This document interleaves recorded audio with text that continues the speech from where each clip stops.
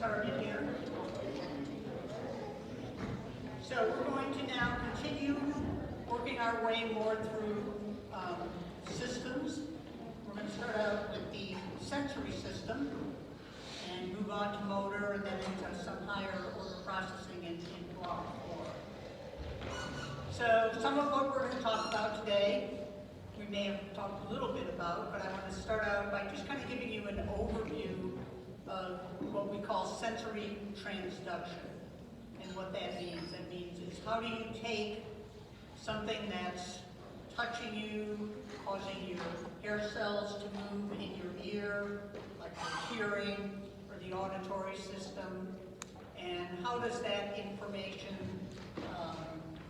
become an action potential and then get sent back into the CNS. So today we're going to focus primarily out in the periphery, and then on Thursday we'll take that information up to the cortex and talk a little bit about how it's processed in the primary sensory cortex. Lots of objectives on this one. That should help. So we're talking about somatosensory to begin with. Somato is a Greek word meaning body, and sensory is kind of self-explanatory.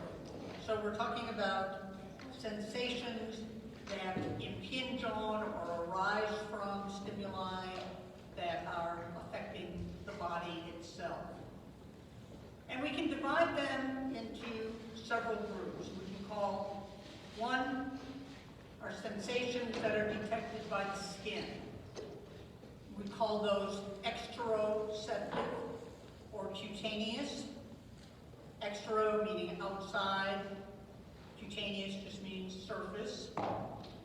We can have sensory receptors coming from our muscles or from our joints, and those are called proprioceptors. And those are basically proprio, place, position, where am I, where's my limb in space, how is it moving? And then also keep in mind that not only are these found in the periphery, but a lot of our internal organs also contain these sensory receptors. Stretching of the intestine, dilation of the bladder. So we're not going to really get into those right now. Okay, again, this is something we started on day 1. The very first neurons that are detecting these sensations, whether they're exteroceptive, proprioceptive, or even from the organs, as we've said many, many, many times now, first order neurons are going to be found in a ganglion in the periphery. It may be a dorsal root ganglion, if we're talking about things coming in below the head, or there it is, there's our trigeminal ganglion for information that's coming from sensations in our head. Okay? Nothing new there.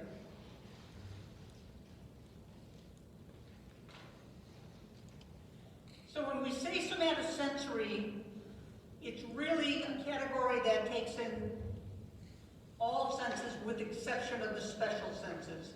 So we don't refer to vision, hearing, taste, olfaction, or the vestibular system as somatosensory. Those are the special senses.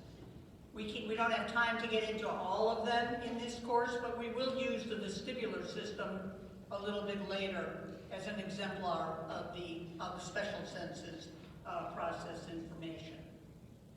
We've already talked about that.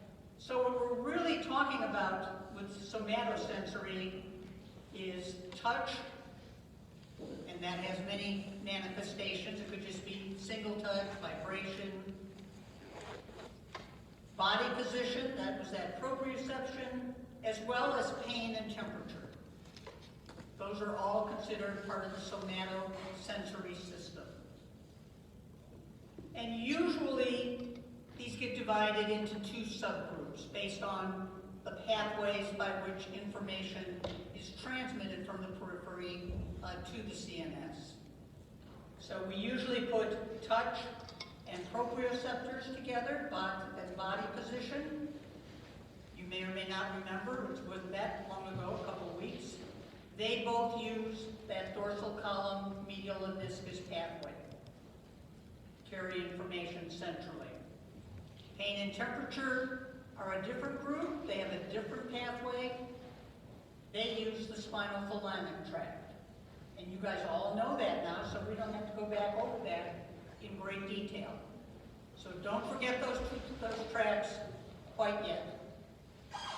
I will not ask you to identify them on a section or ask you the cells of origin on the next exam. But at least keep the general concept of those pathways in mind.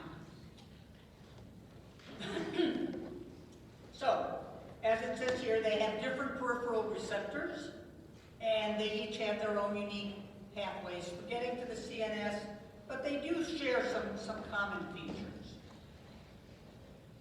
So let's look at this picture here and look at some of the properties. They are generally, at least for the touch and proprioceptors, they are referred to as mechanoreceptors.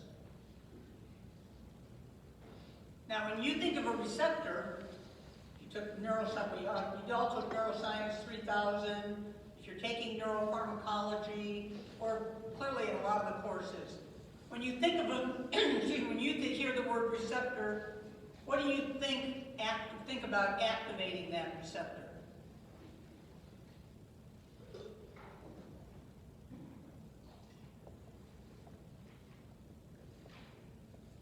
Anybody taken neuropharmacology?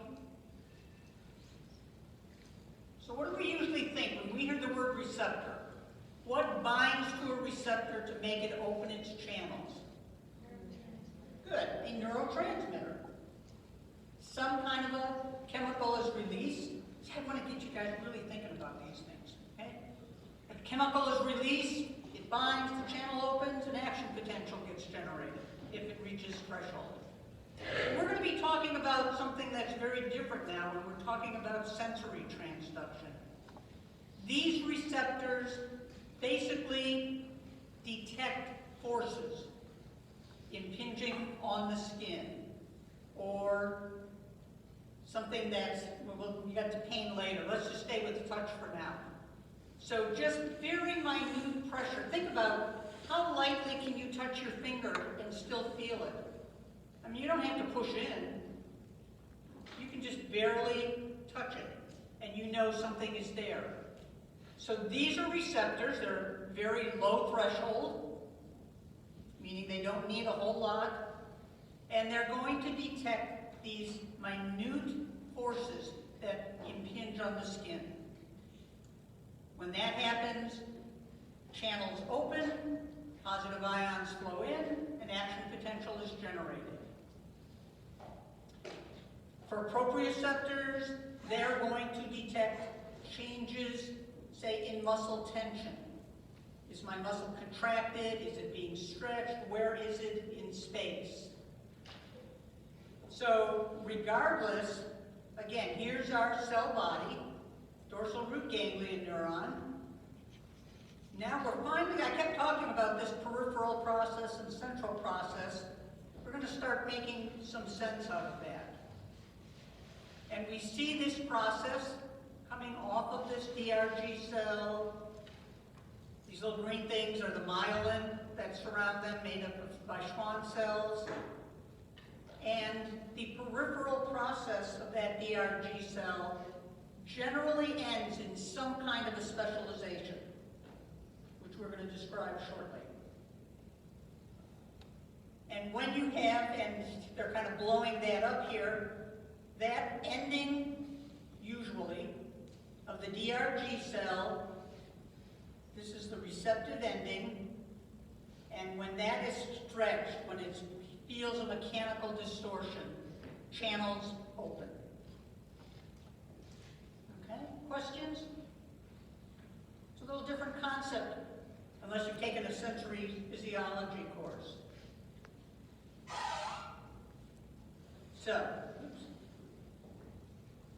let's talk a little bit about DRG neurons. We've been naming them, we've been identifying them. They are really unique neurons. First of all, they don't live in the nervous system. They live out in their little ganglia, outside. There is a cell body with a nucleus. These cells have no dendrites. These cells get no synaptic input. Kind of weird. Well, I mean, they're out in the periphery. There's not a whole lot of neurons that can get out to them anyway. So they're not going to get a lot of synaptic input from any. Maybe that's why they live out there. I don't want to be bothered by all this other noise. I have one job, get a signal back. So we have this cell. It's got little satellite cells around it, but it sends that process out to the periphery, and another process that goes into the CNS via that dorsal route, which we've talked about before. What's kind of also unique about them, these processes that are before the dorsal route are myelinated by Schwann cells, if they're myelinated, and those are our touch. Our pain fibers tend to be maybe lightly myelinated to unmyelinated. And then when they send their process into the CNS, notice the color change here of the myelin cell. What myelinates central axons? Good, oligodendrocytes. So, the processes of these cells have two different sources of myelin. Now here's another concept. The mechanical force is being exerted in the periphery. Channels open, sodium flows in, and an action potential is generated. Where are most action potentials generated? Are they generated out at the distal end of an axon? I'm warping your whole view of how neurophysiology, right? Because of these little guys. No, we think about action potentials being generated at what we would call maybe the initial segment, right? Immediately adjacent to the cell body, right? That very first part of the axon. Well, in this case, the action potential is generated way out here in the periphery, and it travels back toward the DRG cell body, not away from it.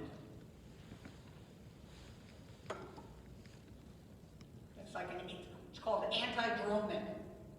It's going against, it's going back to the cell body. That's pretty unique. Again, makes it kind of special.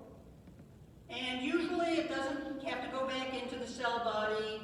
It just continues back until it enters the CNS, and then all of a sudden that central process acts more like a normal axon.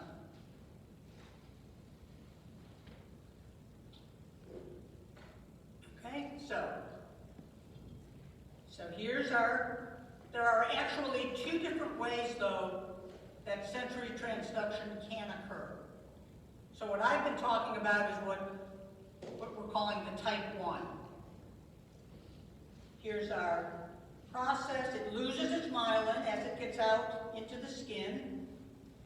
And this has specialized channels on it that open when we have the mechanical distortion to generate the action potential, which goes straight back and then into the CNS. But there is another mechanism. We'll talk about it a little bit today, but this would be the mechanism that's used primarily by your auditory and your vestibular system. In this case, this is still a DRG cell, and for some reason they just showed it in a little different light. Still no dendrites. sending a process out to the periphery, but in this case, that terminal process of the ganglion cell does not have receptors. There are no mechanoreceptors in this case. Rather, there's a specialized cell out in the periphery, which we're just going to call a receptor cell. And it's that receptor cell that gets activated by some kind of mechanical movement distortion.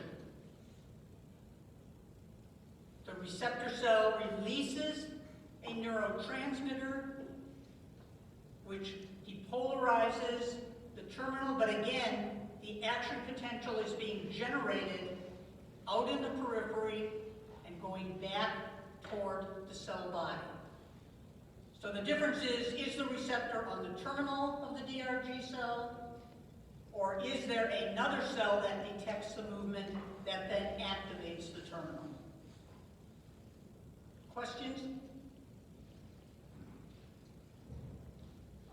So in the type 2, would the DRG cell still be considered the first order cell even though it's not receiving the signal? One.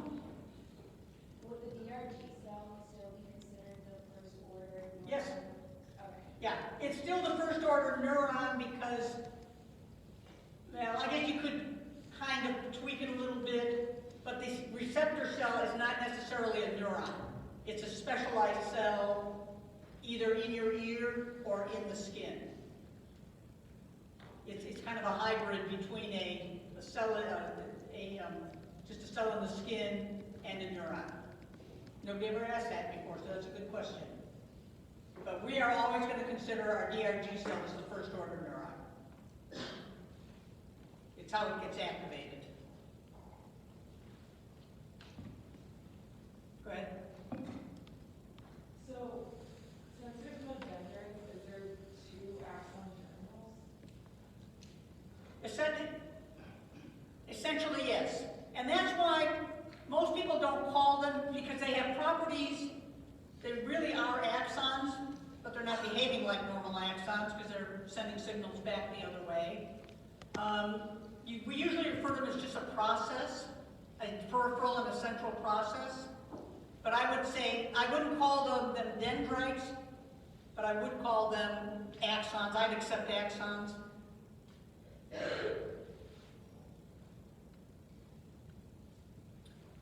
Okay, so we're going to be putting this all together when we talk about the touch pathways.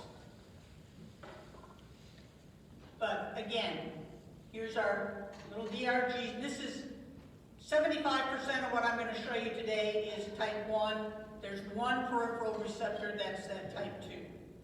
When we do the vestibular system, we're only focusing on that. But here's our DRG cell. Notice it loses its myelin. There's that specialized ending.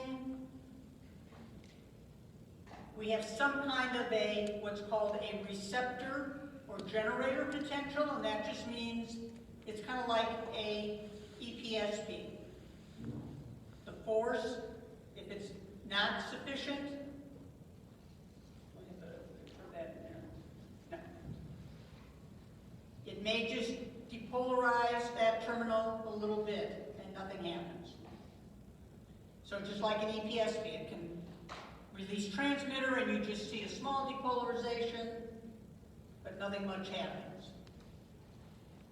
However, and so it's graded, if we now increase the pressure, that receptor potential can reach threshold, and then we generate an action potential. So the trigger zone is way out here distally. We see action potentials firing. They're transmitted back along that process. So they're being conveyed centrally. They just keep on going basically, and when they get to the DRG, when they get to the ganglion, they enter that central process. Here's the crossover, where they're now entering the spinal cord. or the brain if it's a trigeminal axon, and then it will synapse on the next neuron in the chain. And that's where we switch over the type of myelin it has. So we're going to focus primarily on what's going on out here today and what's happening here on Thursday. So what are some of the characteristics of these processes? Well, for touch, these tend to be very large diameter, pretty heavily myelinated axons. You don't have to know these exact numbers, but they're large diameter, heavily myelinated. We refer to them as A-beta. Proprioceptors, ones from your muscle, those are even larger and more heavily myelinated, and we'll talk about them in a whole separate lecture. So I'm not going to talk about proprioceptors today. But these are very large. These are from those mechanoreceptors of the skin.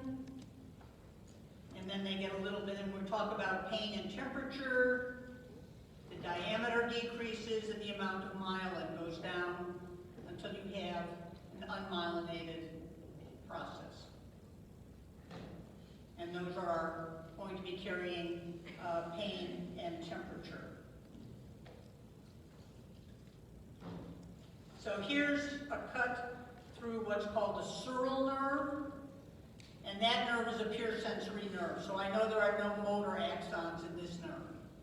All the motor fibers came off at a higher level, and we're just left with sensory. So you can see in this peripheral nerve, we have these large diameter axons with a lot of processes with a lot of myelin. Here's a small diameter with a little bit of myelin. And then maybe somewhere in here, we have the even smaller diameter unmyelinated axons. Again, other than separating large diameter from small diameter, you can't really tell which one is which in the nerve. So, let's just summarize this before we move on. Mechanoreceptors, these are receptors on the peripheral process of a DRG cell or trigeminal any ganglion cell that is detecting touch, that is sensitive to some kind of physical distortion. We know they're present in organs. As I said, for the most part, the unmyelinated peripheral segment, this is a different kind, which we're going to talk about, sorry. The myelinated peripheral process does end in this unmyelinated specialization. In some cases, there's going to be some kind of a specialization around that terminal process called a capsule. We'll be looking at that shortly. So they have ion channels. We've got that one difference where there's a receptor cell, which I'll look at. And here's the important thing. These sensory receptors take that physical distortion and generate what's called the receptor or the generator potential, which creates an action potential that goes in the antidromic direction. Okay? So, let's start talking a little bit more specifically. And we're going to start just talking about touch receptors right now. We'll do pain at the end. So, these are cutaneous, meaning they're in the skin, what we're going to talk about. Cutaneous or exteroceptive mechanoreceptors. These are the ones that are associated with your large diameter A-beta axons. So they're going to have pretty fast conduction velocity, low threshold to activation. And here's a little chunk of skin that we can, kind of cut out, sit down here and look at it. And we can see that some of the skin doesn't have any hair on it, like the palm of your hand. That's usually referred to as glabrous skin. And then you have your hairy skin, more, say, arm, forearm, leg. Okay? And we can see under the epidermis and under down here in the dermal layer, we can see what appear to be these processes coming out, some coming very close to the surface, and some staying a little bit deeper. And these are the types of specializations. They all come from DRG cells, but they're set up to be very distinct in what kind of sensory information they're going to transmit. So here's some processes that are coming out. And notice they come into contact with this little row of cells here. These are called Merkel discs or Merkel Merkel processes. These are the guys that are unique. They don't have the receptors in their terminal. The receptors are actually in these little cells that they're coming into contact with. And then here's another process coming out, and it does the same thing. It's going to lose its myelin, but it seems to have something kind of fuzzy around it. And that's referred to as a Meissner's corpuscle. I'm just giving you names now. And then we go a little deeper. We have free nerve endings, this just to show you. Those are for, we'll talk about those with pain. A little bit deeper. Again, here's another process, gets to the end, and it has a very distinct capsule surrounding it. And that's called a Pacinian corpuscle. This is one of the areas where the people's names never got taken off. A lot of other structures, if you had your name on it, they took it away. Not these guys. They have more pull, I guess. And finally, one other deep one is called a Ruffini ending. We're going to talk about these four guys in just a few seconds here. So, two of them, the important thing to notice here, two of them tend to be very superficial. You can remember that because it's the M&Ms. So they're at the top. I think they're kind of a really top candy anyway, so if you think about M&Ms, top of the list, top very superficial in the skin, and then the other two, Pacinian and Ruffini, they're a little deeper. So how is that going to affect their ability to transduce information? Well, one of the things we need to talk about before we get into great detail there is what's called the receptive field. Okay, I want you to know this definition. So the receptive field is basically the area of skin that's innervated by the peripheral process of a single DRG axon, or process, or neuron, or yes, DRG cell, okay? So here's a red DRG cell, and its process is coming out, and notice it's going to the fingertip, and it has just that little green circle. That means if I touch anywhere within that circle, I'm going to activate that process. But that's not a very big area. It's a very small area that's covered by that process, which means there's got to be another DRG cell that's going right next to it here, and another one here, and and another one here, and here, and here. So that the density of innervation of that little finger is quite high. Lots of DRG cells are sending their processes out to our fingertips. And then here's a green DRG cell. They're not really colored, you do realize. But here's a little green DRG cell, but it's terminating in the forearm. And what you're going to notice is its area of sensitivity is about, 4 times, 5 times larger than for the one that went to our fingertip. So that means if I touch anywhere in that circle, I'm going to activate that axon.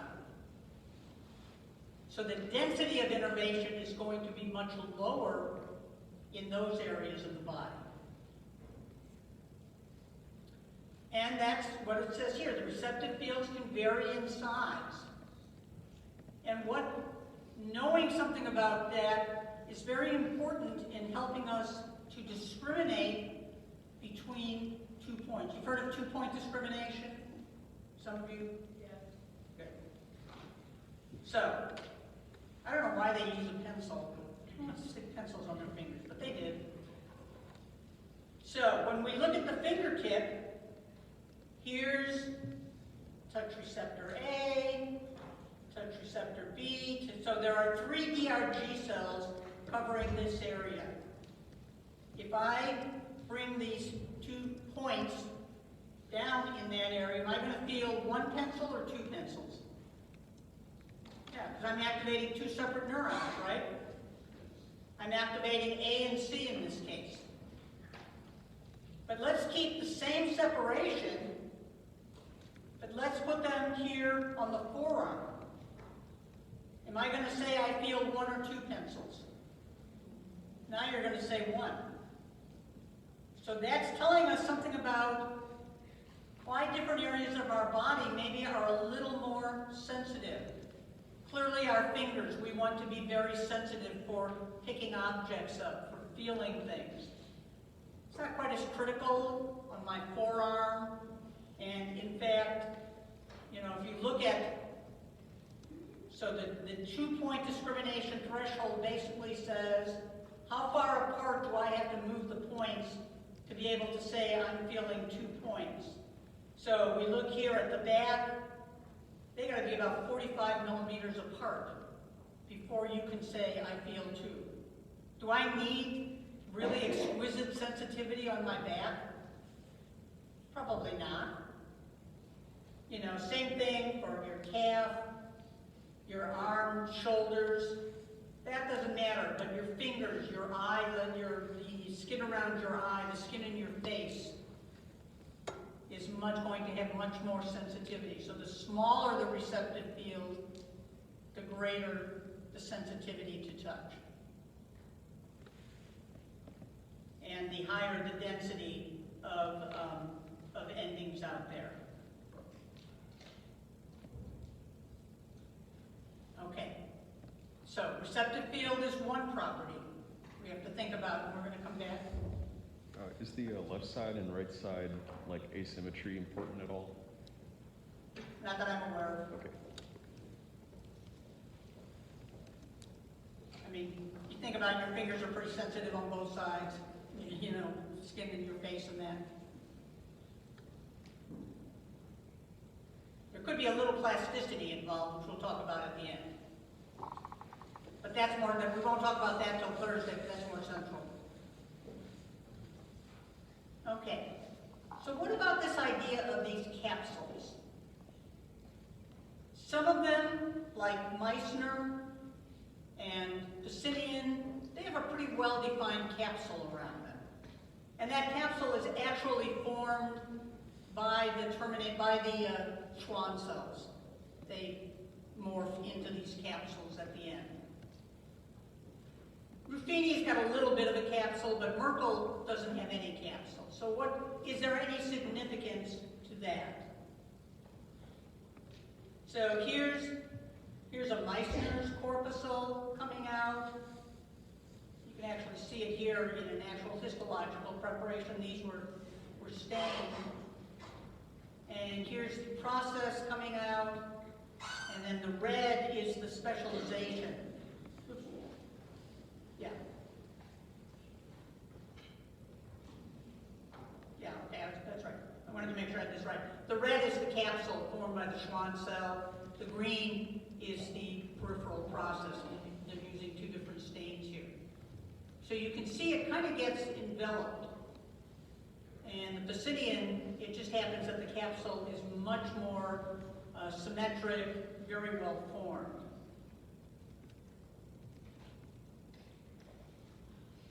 Again, Ruffini kind of has a capsule, but it's really, this was actually the original image from Dr. Ruffini's studies. He found this little thing, that's why he got his name on it. Here's the process coming out, and it's kind of got this really loose capsule around it. And we'll see in a little bit why it's significant. It kind of responds to movement of the skin rather than just static. But again, we generate the action potential, put a little stretch on that capsule, it goes back into the CNS. So let me digress for 1 minute to the Merkel cell, and then we'll go back to capsules. So this is a case where the ending of the DRG cell is not going to be directly activated. So here's these processes. So here's Meissner's, these little green wormy-looking things. Here's axons coming off to the Merkel, and notice there's these little cells sitting in the ridges of the skin here. Let's blow one of those up. These little cells in your skin are called the Merkel cell, and it's the Merkel cell that is activated when the skin is distorted. And you can see these little red dots, that's neurotransmitter that's released, and here's the axon of your Merkel cell coming into contact, of your DRG cell coming into contact with the Merkel cell. Transmitter is released, if it reaches threshold, again, we generate an action potential which is carried back to the cell body. Okay?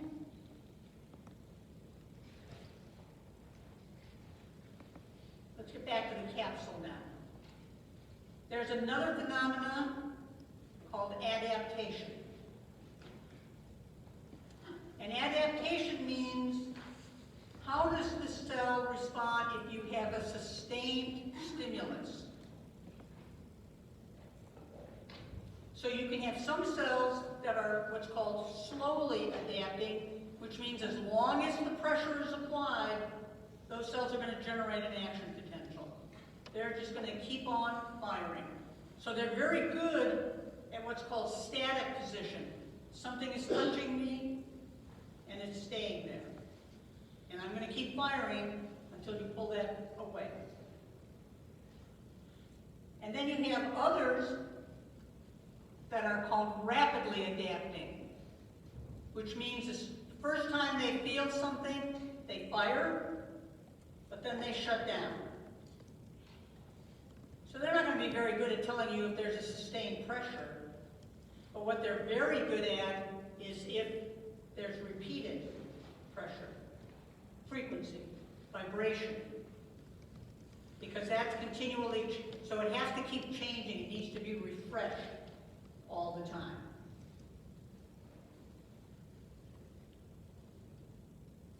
Turns out that if receptors have a dense capsule, like Meissner and Pacinian, they wind up being rapidly adapting.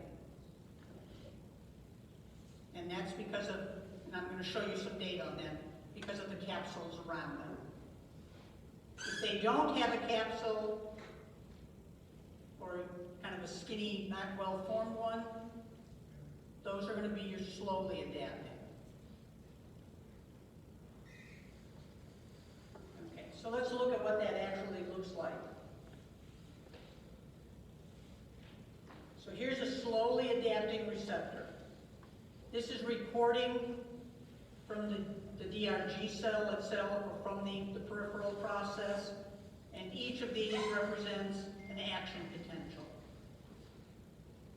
And then we put a little bit of pressure, 270 microns of deformation. Not very much. And that cell fires, and it just keeps firing and firing. You turn it off, it stops. Let's increase the indentation to 570, 690, 990 microns.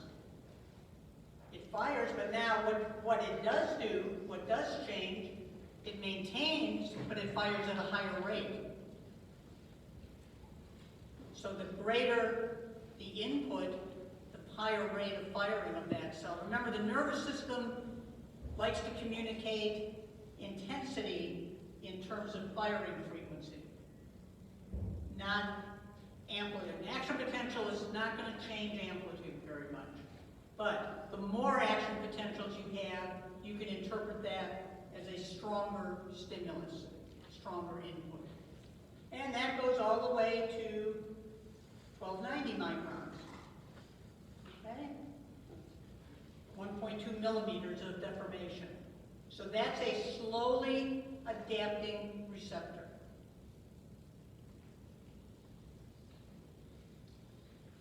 Here's a rapidly adapting receptor. We have an indentation and it fires, and we sustain it, and it goes, I don't care. And then it fires again when it goes off.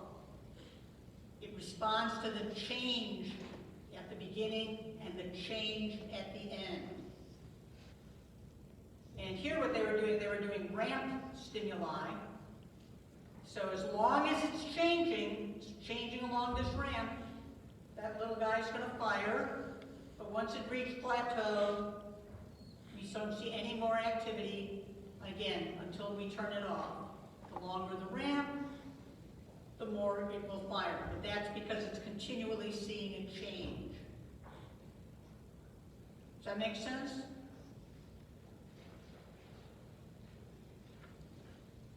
So what does the capsule have to do with it? So Pacini and corpuscle, they're pretty big. And this little experiment was carried out. So here's the Pacini and corpuscle. Here they're measuring the receptor potential. If you're not touching it, there's no depolarization. And then you begin to deform it. And, okay, it responds, it begins to depolarize. And now you keep pressing, and it shuts down again until you release it, and then the capsule kind of rebounds a little bit. Okay, well that doesn't prove anything in and of itself.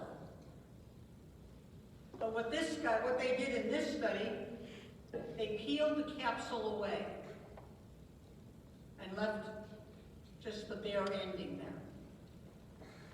So again, if I'm not touching it, nothing. If I put pressure on it, I get a nice response. And now, without the capsule present, I still see, it might decrease a little, but I'm still seeing a response until it turns off again. So that capsule has the properties, and the idea is that it's kind of absorbing some of that pressure. I've got that on the next slide. In my neurophysiology course, we talk more about what's really going on in there, okay? And there's GABA being released, there's all kinds of things going on. There are GABA being released from the Schwann cells, interestingly, which is also suppressing activity. But for our purposes, we just need to know that if it has a well-defined capsule, we are going to see a rapidly adapting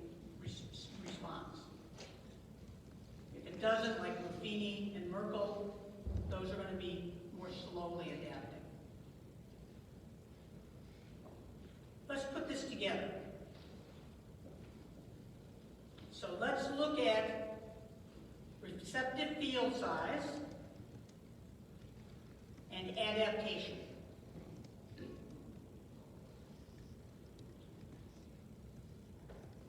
Okay, so we have two receptors that are in the superficial layer, our M&Ms.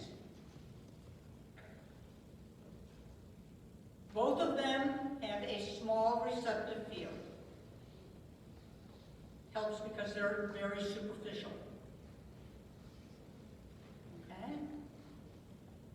Meissner's, because they do have a capsule, are going to be fast or rapidly adapting. Merkel, because it doesn't, is going to be our slowly adapting. On the next slide, we'll talk about what that means in terms of information method processes. So, superficial layer, M&Ms have small receptive fields. One is rapid, one is slow. So here's the receptive field for our Meissner's corpuscles. They actually did these studies to look at them, and again, very, very small for both the Merkel and the Meissner corpuscle. Let's look at the two in the deep layer. And again, the Pacinian has a well-defined capsule, so it's going to rapidly adapt. The Ruffini, there's something around it, but it's not well-defined, so it's going to be slow. So in both the superficial and the deep layer, we have one that's rapid, one that's slowly adapting. If you're in the deep layers, you're going to have large receptive fields. You can put all the S's together too. Superficial is small. So M&Ms in the superficial have small receptive fields. Now there's a receptive field for a Pacinian corpuscle, like the whole side of your hand, or a whole finger. And again, Ruffini's, they're a little different. They're not so much responding to just simple touch. They respond more to movement across the skin. And more, I would say, to stretching of the skin because they're in parallel. So they're more important in knowing kind of conformational changes. Okay, does that make, this is an important chart to know. Because you probably get a question about which of the following receptors is rapidly adapting. Or which one has a small receptive field, or it has both. So, I'm going to put a little X on this slide. Okay, so let's put this all together then into something more functional. We've got some physiological properties. Now let's try to figure out what's going on here. So let's start with Merkel. You don't have to know there's 25%, but if you ever do, you've got it here. So they're very much in the fingertips, very high density. They respond to very low threshold inputs. And they're going to be very good at spatial resolution because they are they rapidly or slowly adapting? I'll ask you guys. It's kind of telling you on the slide if you look. Slow. They're slowly adapting, okay? No capsule. So as long as they're feeling something, they're going to be activated. So if I'm trying to pick something up, do I want my receptors to shut down as soon as I touch it? No, because then I'm not going to feel it anymore. I'm going to drop the mouse. Not a good thing. So, They're very good at telling me, and again, we're talking about like one at a time, but obviously we have many of them being activated as we touch something. But they're sending, and we'll talk about how that signal gets to the cortex on Thursday. But as long as I'm touching something, the signal that's going through from all of these that are being activated, my cortex is interpreting that as a shape, because they're staying active the whole time.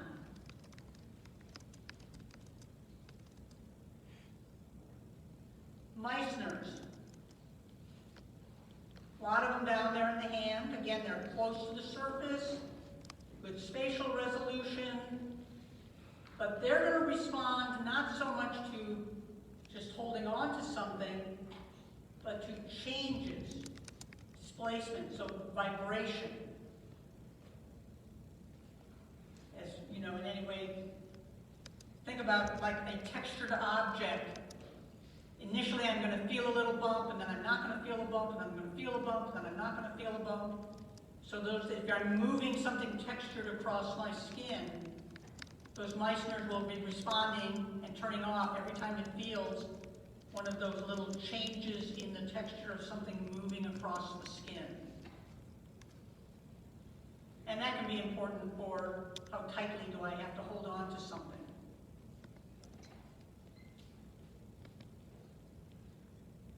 Ruffini endings, like I said, they tend to be kind of in parallel with the ridges of the skin.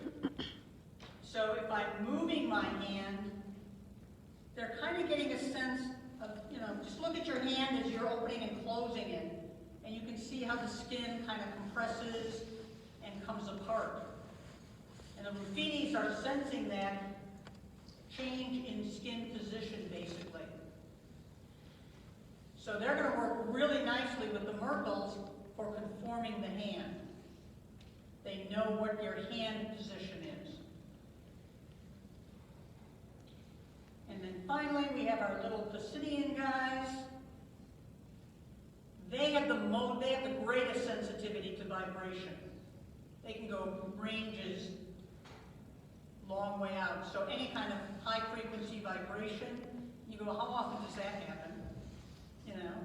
Well, we don't think about it all the time, but when you're cutting the grass and you're holding on to your lawnmower, you feel the vibration coming through it. You know where your hand is from that feedback. They always talk about it, if you hit a hammer down, you're getting that sense of where you put the hammer, how hard you hit it, because there's a vibration, that information is being sent back up into your arm. I know you guys probably don't cut grass very often, but, okay? Now, we're looking at these all as individuals, but remember, these are all acting together. So we're getting something about the shape, maybe something about the texture. If something's moving across the skin at the same time, we're getting that sense of vibration. And all of that is getting sent centrally.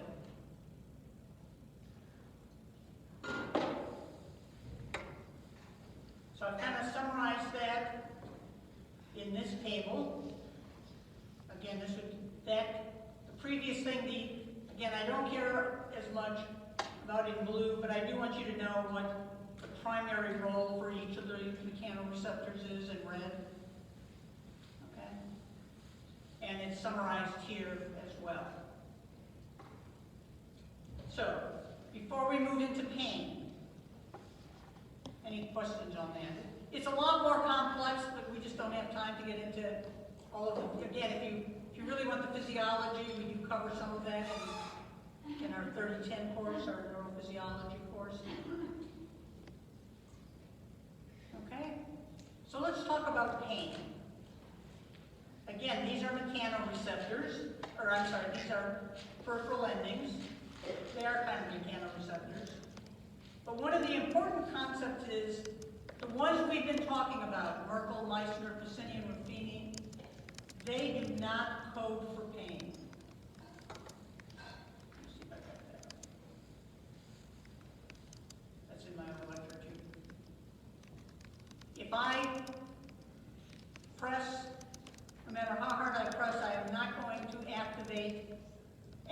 goes that to the level where I would be perceiving it as painful.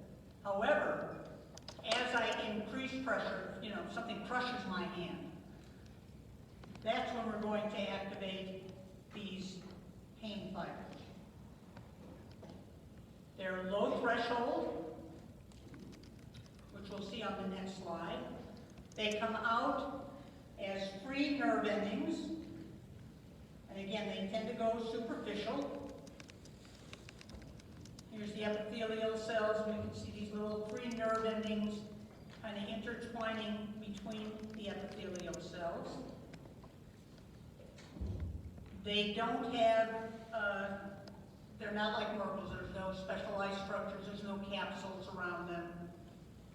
Literally, this one is showing a little bit of myelin on it, but normally they just come right on out there. And there are two types of pain fibers. One is called A delta, and one is called a C fiber. So here's our A delta. A delta, DRG cell, process going out to the periphery. This one is a little bit larger in diameter, about not as large as our touch fibers, and it has a little bit of myelin. That means, for our purposes, I don't care about conduction velocity because these guys are all conducting fast enough that they're going to get our attention. But the presence of the myelin and the size of the axon, what is important is the threshold. The smaller the diameter, the higher the threshold to activation. Meaning you really have to have a pretty good input to get that receptor potential generated. And you know, that's a good thing, because I don't want everything that touches me to be painful. So it's good to have, maybe we really need to get to a certain level to activate these guys. But A deltas, they're going to have a little bit lower threshold. They're going to activate as soon, pretty quickly after you apply a noxious stimulus and carry that centrally. So it's still less, I mean, we're talking about a whole lot less than a second. The C fiber is our little teeny tiny guy. No myelin, 0.2 to 1.5 microns. So it's going to take a little bit longer to activate this cell and probably a little more sustained pain to get that one. So the latency to activation might be a little longer. But if you think about it, you get that initial poke in your finger and you feel that first sharp pain, and then all of a sudden there's like a secondary pain that you go, whoa, that still hurts. So the poke, you've got your A delta activated, and then the fact that you're still feeling it is probably the C fibers continuing to carry that signal.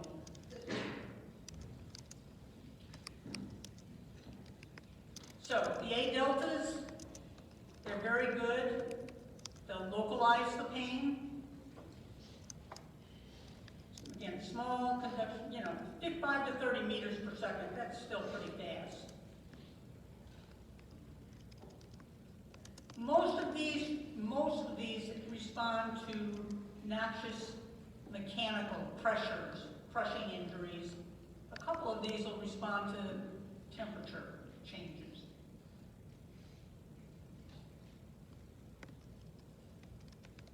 C fibers, on the other hand, first of all, we have a lot more C fibers. About 87% of the nociceptors are C fibers. Again, we're opening voltage-gated sodium channels. Again, don't worry too much about that. But these C fibers tend to be polymodal, meaning they can respond to mechanical pressure, heat, chemical, and some can do more than one. So here was a study where they recorded from 186 C fibers. And as you can see here, the vast majority of them responded to mechanical, heat, and cold stimuli. Some were a little more specialized, mechanical and cold, cold alone, heat alone, mechanical alone, but the vast majority of our C fibers are going to respond to a lot of stimuli. So what do we know? We know a little bit about the transduction in these nociceptors. And there is a type of receptor, which is called a TRP channel, TRP. And we know the studies that have been done have shown that this particular, there's one, TRPV1, that's activated by capsaicin. Anybody know what capsaicin is? Stuff in peppers. Hot peppers, chili peppers. That heat, low pH, so acid. You don't have to know this, I'm just showing you it here. You don't have to know this receptor and what it looks like. So they've done some studies with these guys. It's called TRPV1 that they've looked at. And they've knocked it out in a strain of mouse. So, the wild type is black, the knockout is gray.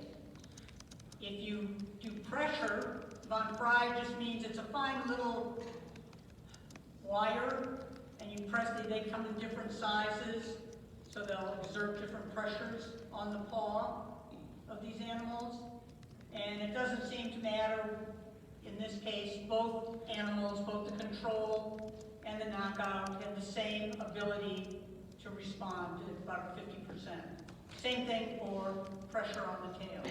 So if you knock out TRPV1, you don't seem to affect the response to pressure.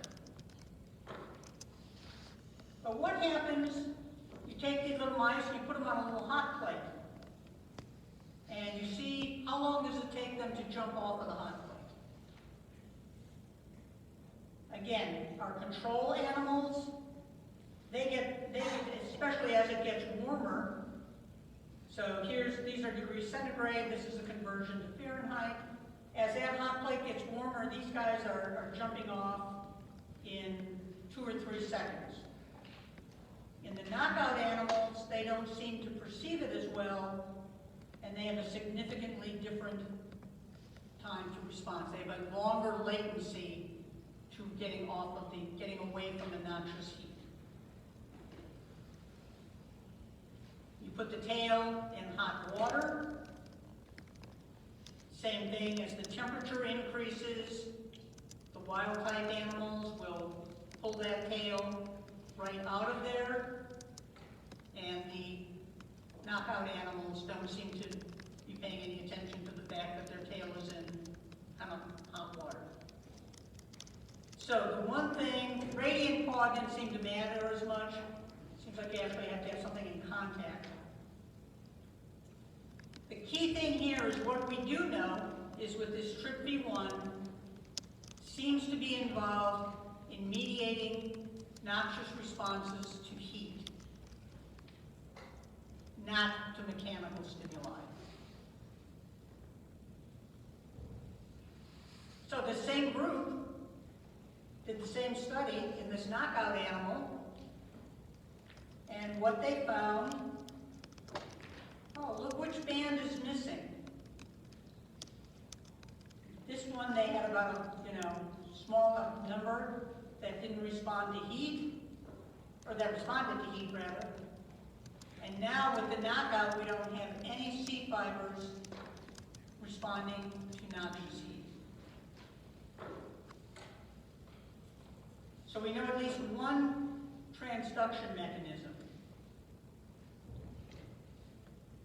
So conclusions, TRPV1 is important in transduction of painful heat. It can't be the only nociceptive receptor. There's got to be others out there that are responding to mechanical nociception. And there's a lot of work that's still going on with that. So what are some other characteristics of pain? One is this idea of peripheral sensitization. And think about yourself when you have something painful. So, initially, one of the characteristics of peripheral sensitization is hyperalgesia. Hyper meaning increase, and algesia, pain. So if you have some kind of a injury that has some tissue damage, anything that would have been perceived of as being not painful or slightly painful before you had the injury, now are significantly more painful. So think about, you get a sliver in your finger, or you get a cut. Okay, so initially, it hurts where I made the cut, right? But over time, the area around it, which never was painful, all of a sudden you start touching that, you just touch it down to the table. Or sometimes when if you have a little burn and you put water on it, it's much a stronger response. So it's as though the tissue around it is changing and you're getting into this sensitization. I'll show you in a couple of slides what that really means. A lot of it has to do with the fact that with these kinds of injuries, you get what's called a peripheral soup. You've got ions being released, serotonin from platelets, it says here proteins, multiple sources. And what that's doing is it's also sensitizing then any of the endings that are around the area of the injury. So here's a picture of that. So like I say, here's a little sliver. Well, it's more than a sliver, I guess. That's really going into the tissue. The nociceptors themselves will release peptides like substance P, ATP, CGRP, and that then initiates, of course, here's again the immune system coming into play, the inflammatory response. CGR, you don't have to know all of these specifics. I want you to get the big picture. But you're going to have vasodilation. There's going to be histamine release from the immune cells. The immune cells can also release things like histamine, serotonin, okay? These factors, prostaglandins coming out. And all of what that's doing now is it's causing this ending to be bathed in a whole bunch of different chemicals.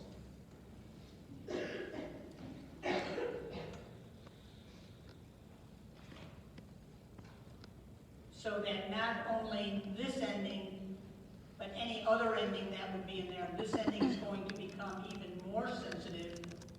More channels would be able to open in that one.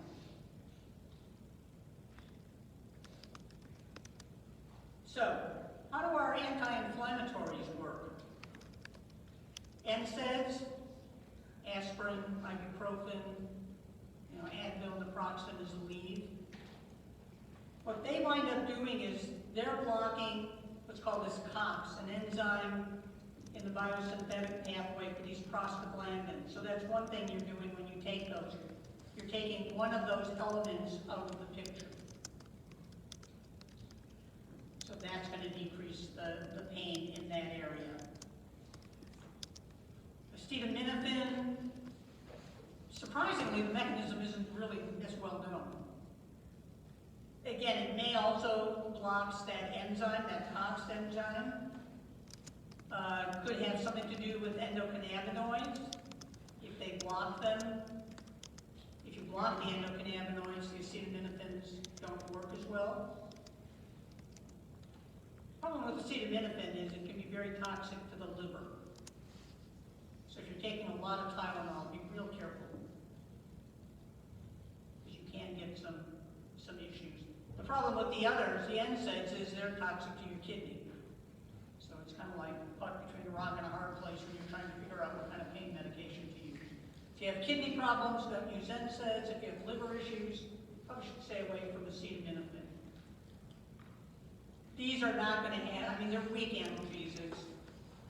And the difference, one of the things acetaminophen doesn't do is it doesn't really do much for the inflammation that the NSAIDs do.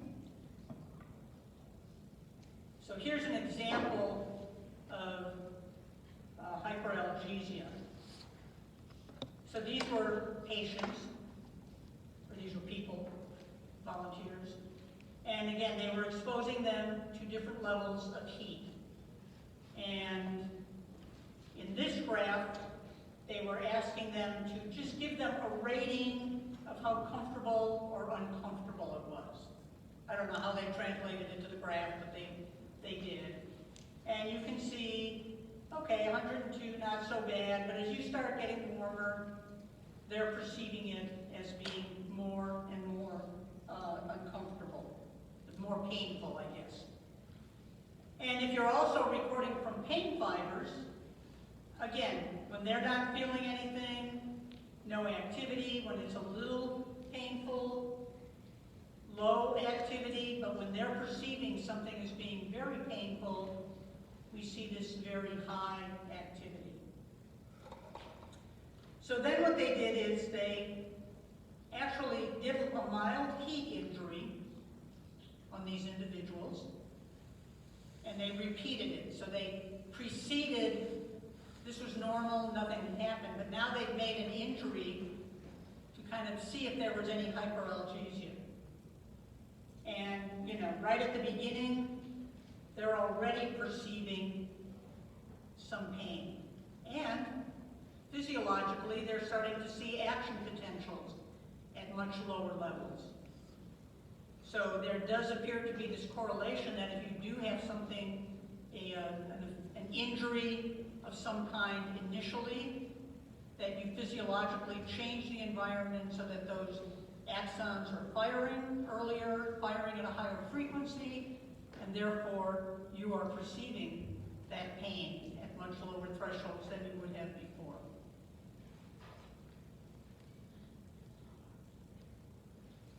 We talked about this once before. There's another term called allodynia, and that is stimuli that were never painful now elicit pain. And we talked about that with the cranial nerve 5, and we talked about trigeminal neuralgia. Normally, you touch the face, you don't have pain. But, and again, they're showing this artery. Here's cranial nerve 5. Here's our superior cerebellar artery. It's not touching, you're probably not having any issues. But if this artery begins to make contact, and even in some cases, I guess it can actually compress the nerve, that's enough to now just barely activating the nerve. So the other thing I should have mentioned is the pain fibers in the trigeminal nerve tend to be more on the periphery. So they're going to be more likely to be annoyed by this pressure than just the touch fibers. But they reach threshold much quicker because of that distortion, and therefore they set off these really incredible pain responses. And this is kind of considered more of a central sensitization, where you're actually not changing where the injury occurred, but you're changing an effect on the pathway itself.